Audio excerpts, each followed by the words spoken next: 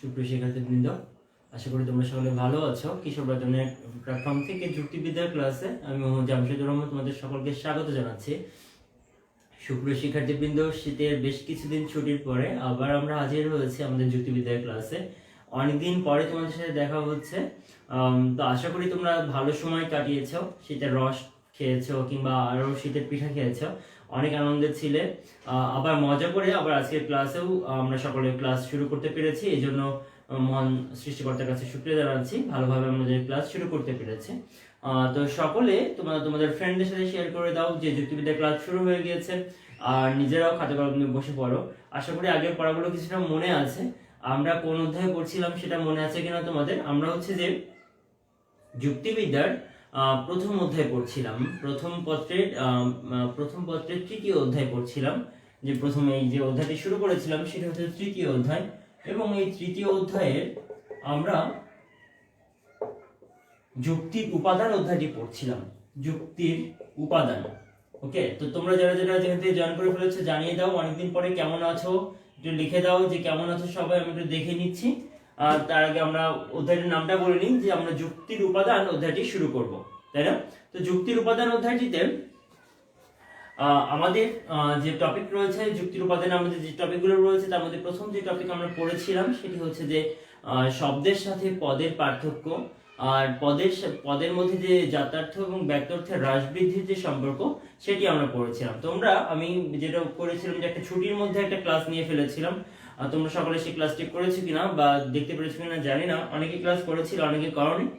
তো তোমাদের কমেন্ট সেকশনে তোমরা জানিয়ে দাও যে তোমরা ক্লাসগুলি করতে পেরেছিলে, ওই ক্লাসটি পেয়েছো কিনা। যদি না পেয়ে থাকো তাহলে আমি আবার টপিকটি রিপিট করব, ঠিক আছে?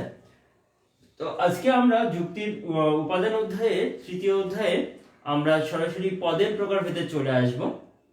আমরা পদ ও শব্দের পার্থক্য পড়েছি, পদ কাকে বলে চিনেছি, এবং পদের যে জাত্যর্থ এবং ব্যক্তার্থের যে দুইটি দিক রয়েছে তাদের মধ্যে যে হ্রাস বৃদ্ধির সম্পর্ক সেটা পড়েছি। এখন পদের জাত্যর্থের হ্রাস বৃদ্ধির যে সম্পর্কটি আমরা পড়েছিলাম সেটা যদি তোমরা না বুঝো তাহলে কিন্তু পরেরটি বোঝা যাবে না। আমি একটু পদের জাত্যর্থের হ্রাস বৃদ্ধির সম্পর্কে তোমাদেরকে একটু মনে করাই দিতে যাচ্ছি। দেখো, একটা যদি আমরা পদের কথা বলি, তার পদের দুইটি দিক রয়েছে। একটি পদের একটা হচ্ছে জাত্যর্থ আর হচ্ছে ব্যক্তার্থ। তো জাত্যর্থ এবং ব্যক্তার্থের মধ্যে সম্পর্কটাই এমন যে একটি পদের জাত্যর্থ যদি বাড়ে, অর্থাৎ জাত্যর্থ বৃদ্ধি পেলে, জাত্যার্থের বৃদ্ধি হলে ব্যক্তার্থের হ্রাস হবে। ওকে, জাত্যার্থের হ্রাস হলে ব্যক্তার্থের বৃদ্ধি হবে। ওকে, তাহলে এই হচ্ছে তাদের মধ্যকার সম্পর্ক। একইভাবে আমরা ভাইস ভার্সা উল্টো করে বলতে পারি যে ব্যক্তার্থের হ্রাস হলে ব্যক্তার্থের, দেখি কি অবস্থা, কে জয়েন করেছে? শাইলাম, ওয়ালাইকুম আসসালাম, ভালো আছি। মামুন, হ্যাঁ ভেরি গুড। লিজা, তুমি ক্লাসটি পাওনি। তাসফিয়া লিমি, ওকে। রুনি, ওয়ালাইকুম আসসালাম, অনেকে আছো জয়েন করে ফেলেছো। পূজা কেমন আছেন? হ্যাঁ ভালো। লাইভে করার সুযোগ পাও না পূজা? কেন লাইভে করার সুযোগ পাও না? নেটের অ্যাক্সেস নাই? ওকে। হুমায়রা আছো, ভেরি গুড। সকলে আশা করি ভালো আছো তোমরা। তাহলে তোমরা ক্লাসটি পাওনি, আমি একটু তাহলে টপিকটা আমরা আলোচনা করে নিব। তার আগে ওকে, তাহলে আমরা দেখো জাত্যর্থ ও ব্যক্তার্থের যে সম্পর্কটা, সেই সম্পর্কটা আমরা দুই ভাবে দেখছি। একটা হচ্ছে বৃদ্ধি পেলে হ্রাস পাচ্ছে, জাত্যর্থ বৃদ্ধি পেলে ব্যক্তার্থ হ্রাস পাচ্ছে, এবং জাত্যর্থ হ্রাস পেলে ব্যক্তার্থ বৃদ্ধি পাচ্ছে। কিভাবে সেটা আমরা একটু রিপিট করব এই টপিকটা। দেখো, কোন একটি পদ, সাপোজ মনে করো যে আমি একটি প্রথমে মানুষ পদ নিলাম, মানুষ। আচ্ছা, মানুষের আমি যদি বলি এবার একটা গুণ, মানুষ একটি পদ, তাই না? মানুষের সাথে আমি একটা গুণ, জাত্যর্থ মানে তোমরা জানো গুণ, তাই না? একটি গুণ বৃদ্ধি করে বললাম যে সৎ মানুষ। কেমন মানুষ? সৎ মানুষ। আবার আরেকটি গুণ বৃদ্ধি করলাম সতের সাথে, যে সৎ শিক্ষিত মানুষ। আচ্ছা, খেয়াল করো আমরা কি লিখেছি, যে প্রথমে লিখেছি একটা নাম্বার 1 এ মানুষ লিখেছি, নাম্বার 2 তে সৎ মানুষ লিখেছি, আর নাম্বার 3 যে সৎ শিক্ষিত মানুষ, তার মানে এখানে 3টি গুণ রয়েছে। তাহলে আমরা 3টি অংশ রয়েছে। তাহলে আচ্ছা বলো তো মানুষের পরিমাণ কত হতে পারে? মানুষের ক্ষেত্রে দেখো আমি শুধুমাত্র এখানে কোয়ালিটি ছিল কি, যে জীববৃত্তি আর বুদ্ধিবৃত্তি ছিল, জীববৃত্তি আর বুদ্ধিবৃত্তি ছিল। ওকে, সৎ মানুষের ক্ষেত্রে কিন্তু কোয়ালিটি বেড়ে গিয়েছে, তাই না? এখানে সৎ হতে হবে, সততা আছে, প্লাস জীববৃত্তি আছে, প্লাস বুদ্ধিবৃত্তি আছে, কারণ তাদের তো জীববৃত্তি বুদ্ধিবৃত্তি থাকবেই। এবার সৎ শিক্ষিত মানুষের মধ্যে কিন্তু আরো কোয়ালিটি বেড়ে গিয়েছে, সততা আছে, শিক্ষা আছে, প্লাস এই দুইটি গুণ রয়েছে। তাহলে দেখো আমাদের জাত্যার্থ যত বৃদ্ধি পাচ্ছে পরিমাণ কিন্তু ততটাই কম হবে। দেখো মানুষের পরিমাণ, আমরা যদি মানুষের পরিমাণ পাই পৃথিবীতে বর্তমানে মনে করা যায় অ্যারাউন্ড 800 কোটি যদি মানুষ পাই বর্তমান পৃথিবীতে, তাহলে সৎ মানুষ কত পাবো? সাপোজ মনে করো 500 কোটি সৎ মানুষ পেলাম, 500 কোটি সৎ মানুষ পেলাম। আবার সৎের মধ্যে আবার তো অশিক্ষিত মানুষও তো সৎ আছে, তাহলে সৎ শিক্ষিত মানুষ আরো কমে গিয়ে মনে করো সাপোজ 100 কোটি হচ্ছে সৎ শিক্ষিত মানুষ হলো 100 কোটি। ওকে, তাহলে দেখো এই যে পরিমাণটা বলছি, এই পরিমাণগুলো কি আসলে বলো তো তোমরা আমাকে কমেন্টে জানাও তো, এই পরিমাণটা কি জাত্যর্থ না ব্যক্তর্থ? এই পরিমাণটা হচ্ছে ব্যক্তর্থ। এই ব্যক্তর্থটা দেখো যত এইদিকে গুণ বাড়ছে, যত কোয়ালিটি বা জাত্যর্থ বাড়ছে, তত ব্যক্তর্থ কমছে, তাই না? আমি বলছি 4টি জাত্যর্থ, 4টি যখন জাত্যর্থ তখন আমার পরিমাণটা হচ্ছে 100 কোটি। যখন 3টি জাত্যর্থ, যখন এখানে 3টি জাত্যর্থ তখন আমার পরিমাণটা 500 কোটি। যখন আমার 2টি জাত্যর্থ তখন পরিমাণটা সবচেয়ে বেশি 800 কোটি। এভাবে দেখা যায় যে সমজাতীয় পদগুলির ক্ষেত্রে যদি আমরা গুণ বা জাত্যর্থ বৃদ্ধি করি তাহলে পরিমাণটা কমে যাবে। আবার অপোজিট ভাবে যদি আমরা গুণ কমিয়ে দিই তাহলে পরিমাণটা বেড়ে যাবে। গুণ কমালে পরিমাণ বাড়ে, গুণ বাড়ালে পরিমাণ কমে। অর্থাৎ happy new year Khaleda Begum. Okay, Ima আছো, খালেদা বেগম জয়েন করেছে নিপা, দেবেন্দ্র কলেজ মানিকগঞ্জ থেকে। ওকে, ভেরি গুড। তাহলে আমরা এই টপিকটা বুঝতে পারছি কিনা দেখো, যে হচ্ছে এই সম্পর্কটাকে আমরা এখন খুব ইজিলি তাহলে আমরা বুঝে আমাদের খাতায় লিখতে পারবো। যে কি লিখতে পারবো তোমরা সবাই এখন খাতায় লেখার চেষ্টা করো তো সবাই, যে কোন পদের জাত্যর্থ বাড়লে, আমি জাত্যর্থ দিয়ে 2টি শব্দ লিখে নিব আগে, জাত্যর্থ বাড়লে আর লিখবো জাত্যর্থ কমলে বা হ্রাস পেলে। তাহলে বাড়লে কমলে দুটো লিখেছি, তাহলে জাত্যর্থ বাড়লে ব্যক্তর্থের জায়গায় লিখবো কি, ব্যক্তর্থ কমে লিখবো, আর কমলে ব্যক্তর্থ বাড়ে লিখবো। এই তো দুটো সম্পর্ক হয়ে গেল। এভাবেই প্রথমে আবার ব্যক্তর্থের সেট করো, ব্যক্তর্থ লিখো ব্যক্তর্থ বাড়লে আবার ব্যক্তর্থ কমলে। একইভাবে তাহলে অপোজিট ভাবে জাত্যর্থ কি হবে, এটা বাড়লে এটা কমে, আর ব্যক্তর্থ কমলে জাত্যর্থ বাড়ে। এই 4টা সম্পর্ক তোমরা বইয়ে পাবে এবং তোমরা খুব সুন্দর করে গুছিয়ে লিখতে পারবে। এটা খুব সিম্পল ব্যাপার, জাত্যর্থ লিখবে তার বাড়লে কমলে লিখবে, আর অপোজিটে ব্যক্তর্থ লিখে বাড়লে কমে আর কমলে বাড়ে। একইভাবে ব্যক্তর্থ ফার্স্টে লিখবে, তারপরে বাড়লে কমলে লিখবে, লিখে জাত্যর্থ কমে আর জাত্যর্থ বাড়ে। এই হচ্ছে 4টি হ্রাসবৃদ্ধি বিপরীতমুখী বলা হচ্ছে কারণ একটার সাথে অপোজিট, এই বিপরীতমুখী হ্রাসবৃদ্ধির সম্পর্ক। ঠিক আছে, জাত্যর্থ ও ব্যক্তর্থের। এখন এ পর্যন্ত আশা করি তোমরা সকলে বুঝতে পেরেছো। পলাশ আহমেদ চিমন লিখেছো ব্যক্তর্থ, ভেরি গুড। আচ্ছা, সাজিদা স্মৃতি ওয়ালাইকুম আসসালাম। আচ্ছা, তাহলে আমরা এই পর্যন্ত বুঝতে পেরেছি পদের যে ব্যক্তর্থ ও জাত্যার্থের হ্রাসবৃদ্ধির সম্পর্ক, সেটা আমরা বুঝে গেলাম। এখন এই হ্রাসবৃদ্ধির সম্পর্কে কিছু সীমাবদ্ধতা রয়েছে, ঠিক আছে? সেই সীমাবদ্ধতাগুলো কি দেখো, পরীক্ষা আসে কিন্তু সীমাবদ্ধতা, সেটা হচ্ছে যে নির্দিষ্ট, মানে আমরা যখন যে 2টি পদের কথা বলি, একটা পদের কথা বলি হচ্ছে যে মনে করো ধাতু, আর একটা পদের কথা বললাম হচ্ছে গ্রহ। ওকে, দেখো আমরা এর আগে যে আমি তোমাদের উদাহরণটা দেখিয়েছি সেটা কিন্তু সব মানুষ দিয়ে। মানুষ যখন বলেছি তখন বলেছি সৎ মানুষ বা শিক্ষিত মানুষ। যদি জীব দিয়ে বলতাম তাহলে বলতাম যে জীব, সভ্যজীব, ঠিক আছে, তারপরে আবার শিক্ষিত সভ্যজীব, এভাবে বলতাম। তো কথা হচ্ছে যখন যেই যেই পদটিকে নিয়ে আলোচনা করছি সেই পদটি যদি আমরা ক্রমিকভাবে সেই পদের মধ্যে থেকে কথা বলি তাহলেই এই হ্রাস বৃদ্ধির সম্পর্ক যে নিয়মটি বললাম সেটি থাকবে বা টিকবে। কিন্তু যদি আমরা ভিন্ন বৈশিষ্ট্যের দুইটি পদের কথা বলি তাদের মধ্যে কিন্তু এই সম্পর্কটি কাটবে না। যেমন আমি ধাতু থেকে যদি গ্রহতে আসি, এবার যদি বলি যে এদের মধ্যে হ্রাস বৃদ্ধির সম্পর্কটা কেমন, যে ধাতুর বৈশিষ্ট্য বেশি, ধাতু বৈশিষ্ট্য মনে করো যে 10টি ধাতুর বৈশিষ্ট্য আছে, গ্রহের মূল বৈশিষ্ট্য মনে করো যে 2টি বা 3টি রয়েছে, তাই বলে যে মনে করো যে ধাতুর বৈশিষ্ট্য বেশি বলে ধাতুর উল্টো পরিমাণ কম হবে, আর গ্রহের বৈশিষ্ট্য কম বলে এর পরিমাণ কম বলে এর বৈশিষ্ট্য বেশি হবে, এমনটা না কিন্তু।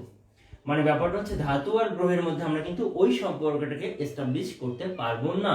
যদি আমরা ধাতুর মধ্যে বলতাম যে শক্ত ধাতু, তারপরে আমরা বলতাম চকচকে শক্ত ধাতু, এই বিষয়গুলো হচ্ছে ভিন্ন।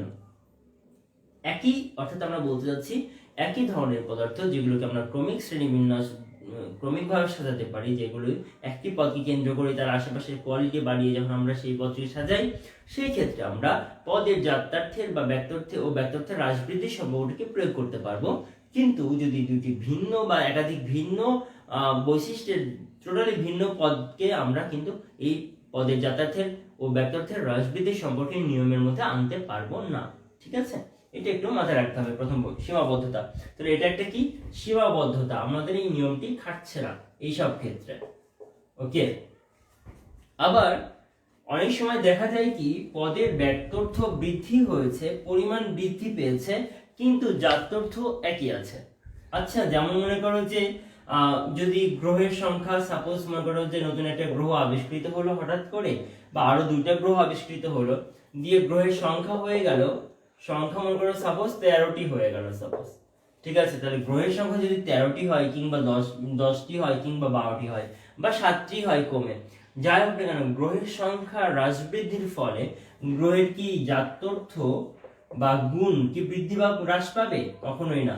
জাত্যর্থ যা ছিল তাই সেম থেকে যাবে, গুণটা একই থেকে যাবে। গ্রহ বলতে আমরা যা বলছি তাই থাকবে, কিন্তু গ্রহের সংখ্যাটা কম বেশি হতে পারে। তাহলে ব্যক্তার্থ একই গ্রহ, তার পরিমাণটা হ্রাস বৃদ্ধি হলেও তার জাত্যর্থ বা গুণের কোনো পরিবর্তন হচ্ছে না। তাই কিছু কিছু ক্ষেত্রে দেখা যাচ্ছে যে পদের যে জাত্যর্থ ও ব্যক্তার্থের হ্রাস বৃদ্ধির সম্পর্ক সেটি প্রয়োগযোগ্য নয়। ঠিক আছে, এটা একটি ব্যাপার। একইভাবে আমরা উল্টো করে বলতে পারি সংখ্যা বৃদ্ধি বা হ্রাস পেলে যেমন এটা বলছি জাত্যর্থ হ্রাস বৃদ্ধি হচ্ছে না, তেমনি একইভাবে নতুন করে কোনো একটি গুণ আবিষ্কৃত হলো, সাপোজ মনে করো যে কোনো একটি পদার্থ মনে করো সাপোজ ইউরেনিয়ামের হচ্ছে যে তোমার কি হলো, কোনো একটা নতুন একটা বৈশিষ্ট্য, খুব মৌলিক একটা বৈশিষ্ট্য আবিষ্কৃত হলো নতুন করে। সেই নতুন বৈশিষ্ট্যটি আবিষ্কারের ফলে কিন্তু ইউরেনিয়ামের টোটাল পৃথিবীতে যে পরিমাণ ইউরেনিয়াম আছে সেই তার কিন্তু কম বেশি হবে না, বা যে পরিমাণ লোহা আছে সে তার কিন্তু কোনো কম বেশি হবে না। লোহার একটা নতুন বৈশিষ্ট্য বিজ্ঞানীরা আবিষ্কার করতেই পারে, তার মানে জাত্যার্থের সংখ্যা বেড়ে গেল না, জাত্যার্থ বৃদ্ধি পেলেও কিন্তু পরিমাণটা ঠিক অপরিবর্তিত থাকছে। কিন্তু ওই নিয়মে আমরা কি শিখেছিলাম? জাত্যার্থ বাড়লে পরিমাণ কমবে, জাত্যার্থ কমলে পরিমাণ বাড়বে। তো এইসব ক্ষেত্রে এগুলো হচ্ছে ব্যতিক্রম, যেগুলোর ক্ষেত্রে ওই নিয়মটি হ্রাস বৃদ্ধির সম্পর্কে নিয়মটি প্রয়োগযোগ্য নয়। ওকে, মাঝে মাঝে ব্লার হয়ে যাচ্ছে, মুভ করলে ব্লার হয়। ফেসবুকে যেটা হয় আসলে এই ক্লাসগুলো মোবাইলে নিলে তোমার হচ্ছে যে ওই ক্যামেরা ওই যে নিতে পারে ফার্স্টে, বাট হচ্ছে যে যখন আপলোড করে ফেসবুকে আবার ওটা আপলোড হয় অটো, তখন ওই আপলোডিং এর সময় প্রবলেমটা হয় আসলে। তো যাই হোক, এখন হচ্ছে যে আমরা তাহলে ব্যক্তার্থের সম্পর্কটা আমরা বুঝে ফেলেছি আশা করি। আজকে আমরা প্রথমে যে আরেকটা টপিক আলোচনা করব সেটা হচ্ছে পদের এরপরে প্রকারভেদ নিয়ে আলোচনা করব। পদের প্রকারভেদ, পদের অনেকগুলি প্রকারভেদ রয়েছে, আসলে তো ঝাপসা দেখা যাচ্ছে। ওকে, পদের প্রকারভেদ, পদের অনেক দৃষ্টিকোণ থেকে প্রকারভেদ করা হয়। এটা এমন না যে একবারেই একটা প্রকারভেদ আমরা শিখে ফেললাম, এমনটি না। ব্যাপারটা হচ্ছে যে পদের নানান দৃষ্টিকোণ থেকে পদকে নানান ভাগে ভাগ করা যায়। তো আমরা বিভিন্ন দৃষ্টিকোণ থেকে আমরা বিভাগগুলো দেখব। প্রথম কথা হচ্ছে যে গঠনের দিক থেকে পদকে আমরা দুই ভাগে ভাগ করতে পারি, একটা হচ্ছে সরল পদ, একটা যৌগিক পদ, এটা আমরা জানি, তাই না? সরল পদ বলতে যে পদকে ভাঙলে একটি মাত্র পদই পাওয়া যায় সেটি হচ্ছে সরল পদ। সরল পদের উদাহরণ যেমন আমরা বলতে পারি সরল, এই শব্দটি একটি সরল পদ। এই যে সরল একটি কথা বললাম, সরল এটি নিজেই একটি সরল পদ, ওকে। কিন্তু যদি আমরা বলি যে একটি সরল বাক্য, একটি সরল বাক্য, ঠিক আছে, লিখে দেখাও। একটি সরল, বা বললাম যে আমি যদি অ্যাসার্টিভ সেন্টেন্স বলি, একটি সরল বাক্য হয়, মনে করো বললাম যে যে আশ্রিত বাক্যহীন বাক্য, আশ্রিত বাক্যহীন বাক্য, যাই বললাম না কেন, তোমার হচ্ছে একটি সরল বাক্য হয় বললাম, তাহলে একটি সরল বাক্য এই টোটালটা কিন্তু একটি পদকে নির্দেশ করছে। যেমন আমরা যদি বলি বাংলাদেশের প্রধানমন্ত্রী, যদি বলি বাংলাদেশের রাষ্ট্রপতি, তাহলে বাংলাদেশের রাষ্ট্রপতি এই টোটালটা মিলায়ে কিন্তু একজনকে বোঝাচ্ছে, তাই এটি একটি পদ। কিন্তু এটা একটা যৌগিক পদ। এটা কেমন পদ? এটা যৌগিক পদ, কারণ এটা একাধিক পদ দ্বারা গঠিত হয়েছে। কিন্তু কথা হচ্ছে শুধুমাত্র যদি বলতাম রাষ্ট্রপতি, তাহলে এটা কিন্তু সরল একটি পদ। কিংবা যদি শুধু বলতাম যে হামিদ, কিংবা একজনের নাম বলতাম সুজন, তাহলে হামিদ, সুজন, এগুলো একটি সরল পদ। কিন্তু একাধিক যখন বাংলাদেশের জাতীয় কবি, বাংলাদেশের জাতীয় কবি টোটালটা মিলাই নজরুলকে বোঝানো হচ্ছে, তাই এখানে এটি একটি যৌগিক পদ, ওকে। এটা গেল গঠনগত দিক থেকে প্রকারভেদ। এরপরে আসো যে আরেকটা দিক থেকে আমরা প্রকারভেদ করতে পারি, সেটা হচ্ছে একার্থক পদ আর অনেকার্থক পদ, অর্থের দিক থেকে প্রকারভেদ। কি দেখো, একার্থক পদ, অনেকার্থক পদ, অনেক সময় আমরা প্রায় সমুচ্চারিত ভিন্নার্থক শব্দ পড়েছি বাংলা ব্যাকরণে। প্রায় সমুচ্চারিত ভিন্নার্থক শব্দ যেমন কুল, কুল দ্বারা নদীর তীর বোঝায়, কুল দ্বারা ফল বোঝায়, কুল দ্বারা বংশ বোঝায়। তাহলে দেখো আবার আমরা বলি যে কর, তাই না? কর মানে বাহু বোঝায়, কর মানে হাত বোঝায়, অনেক কিছু বোঝায়। তারপর আমরা সাপোজ আরো কত উদাহরণ আমরা যেগুলো সমার্থক শব্দগুলো পড়েছি, তাই না?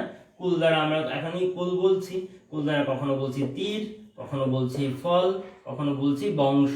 তো কথা হচ্ছে যে এই যে পার্থক্যগুলো, প্রায় সমুচ্চারিত শব্দগুলো যখন ভিন্ন ভিন্ন অর্থ দেয় তখন সেটা হচ্ছে অনেকার্থক পদ, এটা হচ্ছে অনেকার্থক। কিন্তু মানুষ শব্দটি যদি আমি বলি, এই মানুষ শব্দটি দ্বারা কিন্তু একটি মাত্র অর্থই বোঝায়, কখনো এটার মানুষ বলতে অন্য কিছু বোঝাবে না, সেটি হচ্ছে মানুষ বলতে মানুষই। তাহলে এটা হচ্ছে একার্থক। এটা কি পদ? একার্থক। মানে একটি যখন অর্থ দেবে সেটি একার্থক পদ, যখন একাধিক অর্থ প্রদান করবে একটি শব্দ প্রেক্ষাপট অনুযায়ী যখন অর্থ চেঞ্জ হয় তখন সেটি হচ্ছে অনেকার্থক পদ, ঠিক আছে? যেমন গজ, গজ মানে হাতি, গজ মানে আমরা মাপার একক, গজ, ফুট গজ, তাই না? এভাবে আমরা একার্থক আর অনেকার্থকটাকে মনে রাখবো। এরপরে আসো আমরা শব্দের বৈশিষ্ট্য অনুযায়ী আমরা শব্দকে কিন্তু ব্যক্তার্থের দিক থেকে আমরা শব্দকে নানা ভাগে ভাগ করতে পারি। যেমন আমরা নির্দিষ্ট পদ, অনির্দিষ্ট পদে ভাগ করতে পারি। নির্দিষ্ট পদ আর অনির্দিষ্ট পদের সাথে এখানে একটা জিনিস তোমরা খেয়াল রাখবে, নির্দিষ্ট পদ আর হচ্ছে যে বিশিষ্ট পদ, এই দুটি কিন্তু প্রায় এক, ওকে। নির্দিষ্ট পদ এবং বিশিষ্ট পদ, এবং খুব বেশি পরীক্ষা আসে না, এই দুটি কিন্তু প্রায় এক। নির্দিষ্ট পদ হচ্ছে যখন আমরা কোনো পদকে একটা নির্দিষ্ট করে দিই, যেমন রহিম, সুজন, এবং নাম বললে এটাও কিন্তু নির্দিষ্ট পদ, হ্যাঁ, নির্দিষ্ট করে দেওয়া হয়। আর অনির্দিষ্ট, নির্দিষ্টের সাথে আসলে অনির্দিষ্টের সম্পর্ক, অনির্দিষ্ট পদ বলতে বোঝানো হয় যেটা কোনো নির্দিষ্ট নয়, ঠিক আছে? যেমন এই সেন্সটা যেমন যদি বলা হয় যে একজন মানুষ, একজন মানুষ, ওকে। তো একজন মানুষ বললে আসলে কে তা কিন্তু বোঝা যায় না, অনেক মানুষ রয়েছে, যে কোনো একজনকে দেই, একজন ছাত্র যদি বলে একজন ছাত্র আমাকে এই আনসারটা বলে দাও, তাহলে এই একজন ছাত্র বলতে কিন্তু এটা আমি নির্দিষ্ট করে বললাম না যে শিমুল বলো কি সুমাইয়া বলো কি এ বলো, আমি কিন্তু নাম ফিক্সড করলাম না। তাহলে এই একজন মানুষ বলে কি হবে? অনির্দিষ্ট পদ। আর অপরদিকে যদি আমি বলতাম যে শিমুল খান পলাশ বলো, এটা পলাশ যদি বলতাম তাহলে এটা হয়ে যেত তখন নির্দিষ্ট পদ, ঠিক আছে? আচ্ছা, এবার তাহলে বিশিষ্ট পদ আর হচ্ছে যে বিশিষ্ট পদের এগেইনস্টে আমরা সাধারণ পদ বলতে কি বুঝবো? সাধারণ পদ বলতে আমরা তো জানি কমন নাউন বলতে যেগুলো বুঝি সেগুলোই হচ্ছে সাধারণ পদ, ইংলিশের কমন নাউন, যেগুলি দ্বারা সমজাতীয় বিভিন্ন ধরনের একাধিক ব্যক্তি বা বস্তুর একটি সাধারণ নাম বোঝাবে, সেটি হচ্ছে সাধারণ পদ। যেমন মনে করো যে মানুষ শব্দটিকে আমরা সাধারণ পদ বলতে পারি। তাহলে তোমরা বলবে স্যার একটু আগে তো মানুষ পদটিকে তো আপনি অন্য একটি নামে ডাকলেন, তাই না, যে একার্থক পদ নামে ডাকলাম। ইয়েস, এটা খুব ভালো করে মনে রাখতে হবে, মানুষ যে কোনো একটি পদকে আমি নানান দৃষ্টিকোণ থেকে কিন্তু নানান নামে ডাকতে পারি। যেহেতু মানুষ শব্দটি একটি মাত্র অর্থ দান করে তাই এটি একার্থক পদ। আবার মানুষ শব্দটি যেহেতু কোনো বিশিষ্ট অর্থ প্রকাশ করছে না, বরং এটা কম বিশিষ্ট কাউকে নির্দেশ করছে না, তখন তাই এটি একটি সাধারণ পদ। যদি বলতাম যে বাংলাদেশের জাতীয় কবি, বাংলাদেশের জাতীয় কবি, তাহলে কিন্তু এটা একটি বিশিষ্ট, কারণ এখানে বুঝতেই পারছো এটা নির্দিষ্ট করে দিচ্ছে বিশিষ্ট একজন ব্যক্তিকে তারা কিন্তু নির্দেশ করছে। তাই বিশিষ্ট ব্যক্তিটা হচ্ছে স্পেসিফাই করে দেবে যে এটি এটি এটি এই ব্যক্তি ওই ব্যক্তি, বাড়ির কর্তা, তার মানে একদম ফিক্সড, বাড়ির যিনি কর্তা, বাড়ির ছোট ছেলে, বাড়ির বড় ছেলে, এগুলি হচ্ছে বিশিষ্ট পদ। বাট সাধারণ পদ হচ্ছে মানুষ, সাধারণ পদ হচ্ছে ছাত্র, সাধারণ পদ হচ্ছে শিক্ষার্থী বা শিক্ষক, এগুলো হচ্ছে সাধারণ পদ। ঠিক আছে, এই পার্থক্যটা। তার মানে এখান থেকে আমাদের একটা জিনিস শেখার থাকলো, সেটা হচ্ছে যে একটি পদ বিভিন্ন দৃষ্টিভঙ্গির বা বিভিন্ন প্রেক্ষাপটে নানান শ্রেণী বিভাগের মধ্যে পড়তে পারে। বুঝতে পেরেছো? কিন্তু এর অপোজিট যেটা, তার মধ্যে দুইটার মধ্যে আমরা যে সেন্স থেকে নিয়ে যে কয় ভাগে ভাগ করছি, যেমন বলছি যে বিশিষ্ট আর সাধারণ, তোমার খেয়াল রাখবে যে এটি সাধারণ বলছি আবার বিশিষ্ট বলছি কিনা সেটা। কিন্তু তোমাকে মনে রাখতে হবে এই মানুষ পদটি একসাথে সাধারণ হতে পারে, একার্থক হতে পারে, বা অন্য কোনো একটি পদও হতে পারে, নিরপেক্ষ পদ হতে পারে। এটা নিরপেক্ষ পদে আমরা একটু পরে সাপেক্ষ নিরপেক্ষ পদের ধারণাটিও পড়ব। ওকে, আচ্ছা, এখন পারস্পরিক সম্পর্কের দিক থেকে তাহলে সাপেক্ষ নিরপেক্ষ পদ যখন চলে আসলে এটা বলে দিই। সাপেক্ষ নিরপেক্ষ পদটা হচ্ছে আমরা এই যে আমি শিক্ষক, তোমরা শিক্ষার্থী, তাহলে আমাদের মধ্যে একটা পারস্পরিক একটা সম্পর্ক রয়েছে। যদি তুমি শিক্ষার্থী না থাকো তাহলে আমার শিক্ষকতার কোনো কিছু শিক্ষকতার তো দরকার নেই। আবার যদি তুমি যদি শিক্ষার্থী হও, তোমাকে অবশ্যই একজন কোনো না কোনো শিক্ষকের কাছে শিখতে হবে।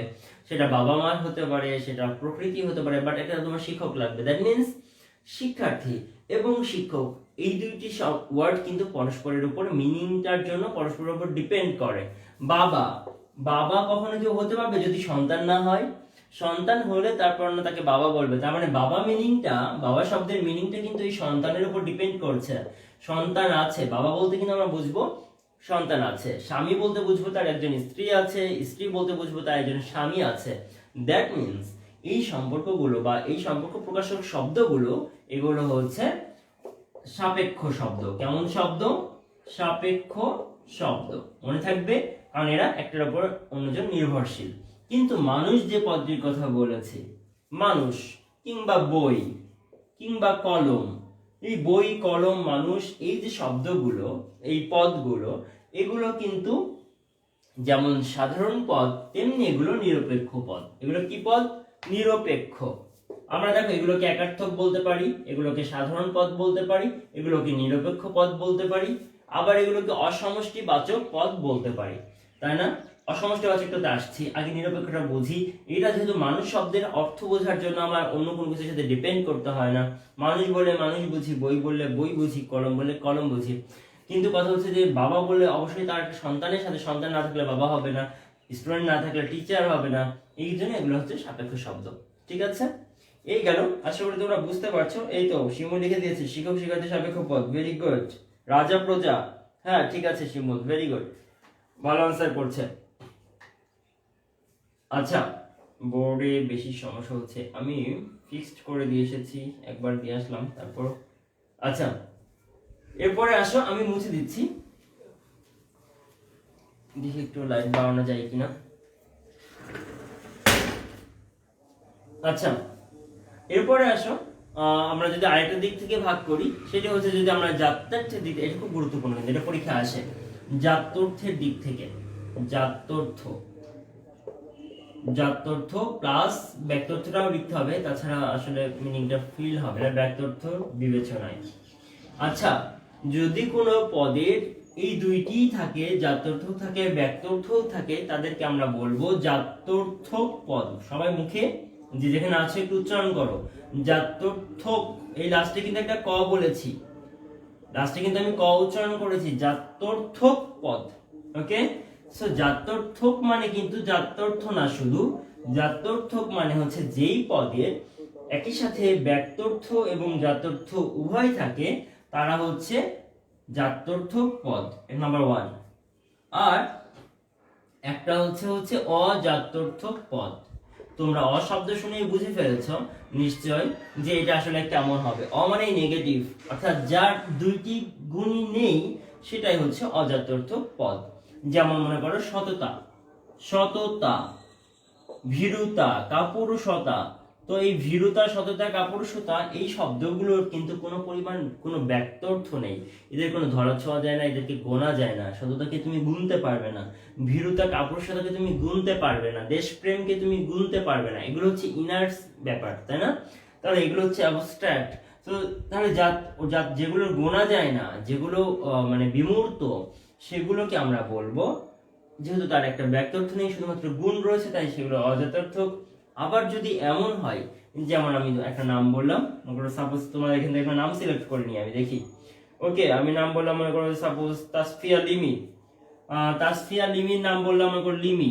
তাহলে এই লিমি নামটা, এই নামটার কিন্তু এর আমি বলছি একজন, ব্যক্তর্থ জানি, কিন্তু এর গুণ সম্বন্ধে আমি কিন্তু জানি না, আমরা কেউ জানি না। তোমরা বলবে স্যার আমি জানি, স্যার আমি ওকে চিনি।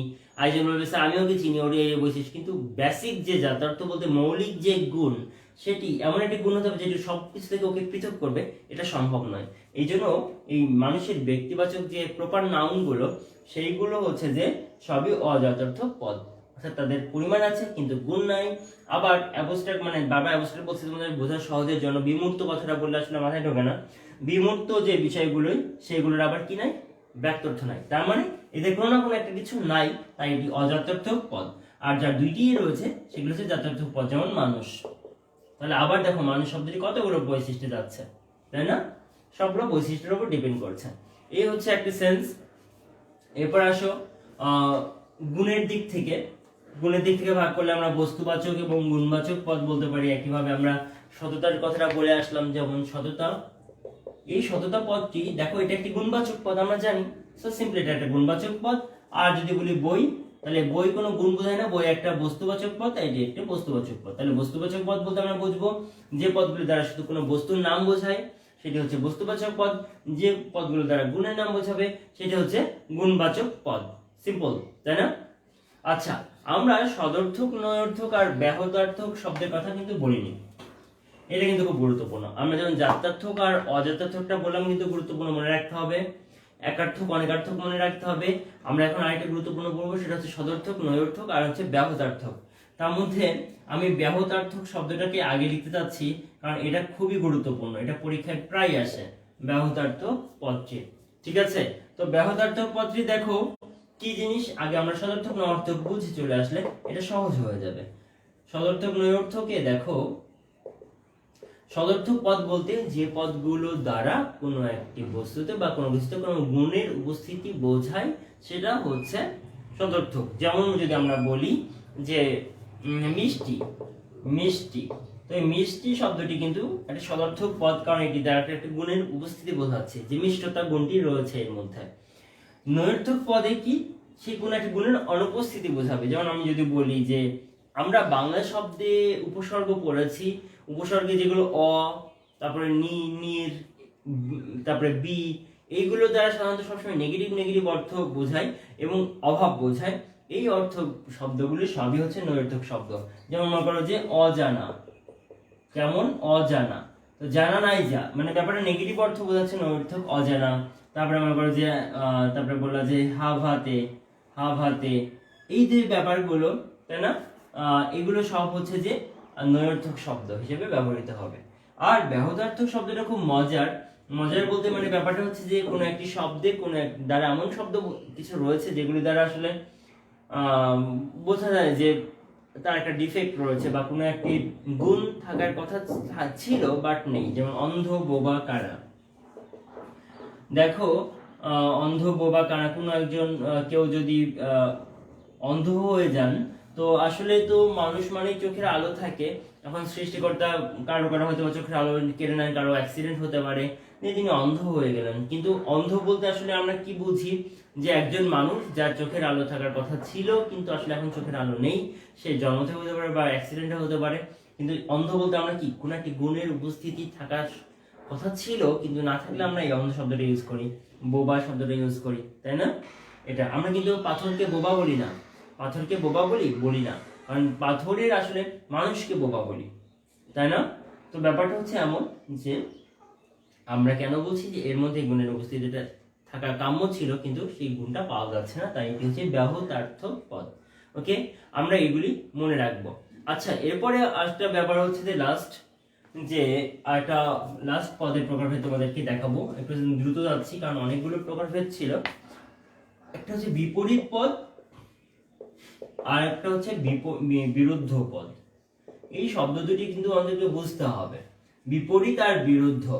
আচ্ছা, আমরা ছোটবেলা থেকে বিপরীত শব্দ পড়ে এসেছি, সাদা কালো, তাই না? মন্দ ভালো, আমরা বিপরীত শব্দ পড়ে এসেছি। আচ্ছা, বিপরীত শব্দগুলো তো হলো লাল সবুজ, মনে করো এটা একটা বিপরীত হতে পারে, লাল সবুজ সাদা কালো, ঠিক আছে? এগুলো বিপরীত শব্দ, একটার এগেনস্টটা আরেকটা। কিন্তু বিরুদ্ধ পদ বলতে আমরা বোঝাবো যে আমরা একটা উদাহরণ লিখে ফেলি, যে লিখি সাদা আর অসাদা। কি? অসাদা। সবুজ অসবুজ, সবুজ অসবুজ। তো কথা হচ্ছে দেখো এই দুইটি শব্দের, এই যে এখানে যে একটা দুইটি শব্দ লিখেছে আর এখানে যে দুইটি শব্দ লিখেছে তার মধ্যে পার্থক্যটা তোমরা বুঝতে পারছো আশা করি। যে দেখো লাল আর সবুজ মিলেই কিন্তু সব রং না দুনিয়ার, আরো অনেক রং আছে, খয়েরি আছে, ম্যাজেন্টা আছে, অনেক রং তোমরা জানো নাম, তাই না? তো লাল আর সবুজই সব রং নয়। তাহলে যখন দুইটি পদের মধ্যে সম্পর্কটি এমন হয় যে তারা ওই শ্রেণীর সমস্তকে প্রতিনিধিত্ব করতে পারে না, যেমন লাল আর সবুজ রং শ্রেণীর অন্তর্গত নাকি রং, তো এই রঙের সমস্ত রঙকে কিন্তু তারা প্রতিনিধিত্ব করতে পারছে না, সমস্ত রঙকে কিন্তু তারা প্রকাশ করতে পারছে না, তাহলে তারা বিপরীত সম্পর্কে আবদ্ধ, এদেরকে বলা হবে বিপরীত পদ। আর বিরুদ্ধ পদ হচ্ছে যদি এমন হয় যে দুইটি পদের সম্পর্ক যদি এমন হয় যে তারা ওই শ্রেণীর সমস্তকে নির্দেশ করতে পারে, তাহলে সেটি হচ্ছে বিরুদ্ধ পদ। যেমন আমি যদি বলি সাদা আর অসাদা, কিংবা মানুষ আর অমানুষ, তাহলেই কিন্তু আমার হয়ে গেল সমস্ত জীব, নাকি? মানুষ আর অমানুষ, মানুষ বাদে যত অমানুষ রয়েছে, মানে অমানুষ মানে মানুষ নয় যা, সমস্ত প্রাণীগুলোই হচ্ছে যে জীব, তাহলে সব জীব হয়ে গেল, সব রং হয়ে গেল। তাহলে এটি হচ্ছে এদের সম্পর্কটা হচ্ছে বিরুদ্ধ সম্পর্ক, বিরুদ্ধ পদেরা, ঠিক আছে? এই হচ্ছে এই ছিল মোটামুটি প্রকারভেদ, আমাদের পদের প্রকারভেদ। আশা করি তোমরা পদের প্রকারভেদ গুলো বুঝতে পেরেছো। দেখি কে কি বুঝতে পেরেছো বা পাওনি। নুসরাত নিপা, ভালো লিখেছো নিপা, থ্যাংক ইউ। বোবা ব্যাহতার্থ পদ, ভেরি গুড। নুসরাত নিপা সাধারণত মানে গুণ, ভালো, তোমরা বুঝতে পারছো এবং লিখতে পারছো, খুব সুন্দর। আচ্ছা, তাহলে আমি একটু তোমাদেরকে ধরি, তো দেখি কেমন তোমরা আনসার করতে পারো। আমি তো বেশ কিছুক্ষণ বোঝাইলাম তোমাদেরকে, এখন একটু ধরে দেখি, একটু আমি যাচাই করি, মূল্যায়ন করি তোমাদের। ওকে, আচ্ছা, একটা পদ দেওয়া যাক তোমাদেরকে। যেমন আমি যদি বলি যে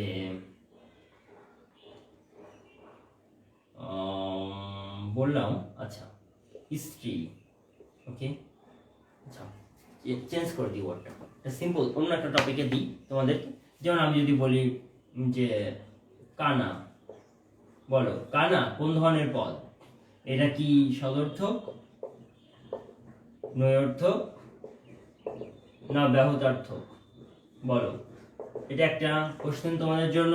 তারপর আরেকটা কোশ্চেন দিয়ে দিচ্ছি, সেটা হচ্ছে মনে করো যে একজন ধর্মযাজক, এটা কি সরল পদ, নাকি হচ্ছে খতে দিয়ে হচ্ছে এটা কি যৌগিক পদ? তারপরে গত অপশন দিই আমি হচ্ছে এটা কি হচ্ছে তোমার নিরপেক্ষ পদ, না ঘতে একটা অপশন দিয়ে হচ্ছে এটা বিশিষ্ট পদ।